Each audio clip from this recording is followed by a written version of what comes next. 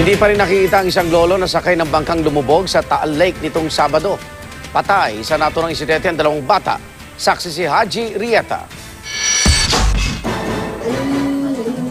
Napunta sila ng graduation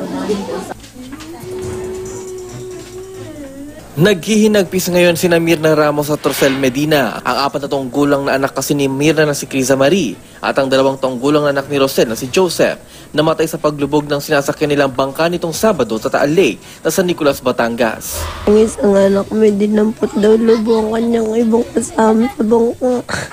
Kaya nilalabo po. Hindi daw niya makita ang kanyang kapatid. Ginagawa ko nga namin lahat nung nandun kami sa laot. May salba lang yung kanya eh.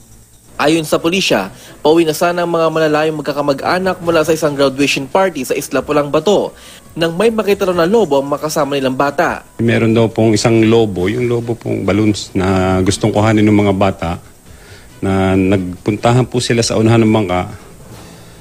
Kaya po yung bangka ay medyo tumagilid at pumasok yung tubig, kaya po lumubog. Di nagtagal, lumubog ang bangka. Iniimbestigahan pa kung overloaded ito. Lahat ng mga sakay, walang suot na life vest. Na-recover ng 12 batang biktima. Patuloy namang hinahanap sa ikinasang search and retrieval operation ng Philippine Coast Guard ang 64 na taong gulang si Lorenzo de Villa.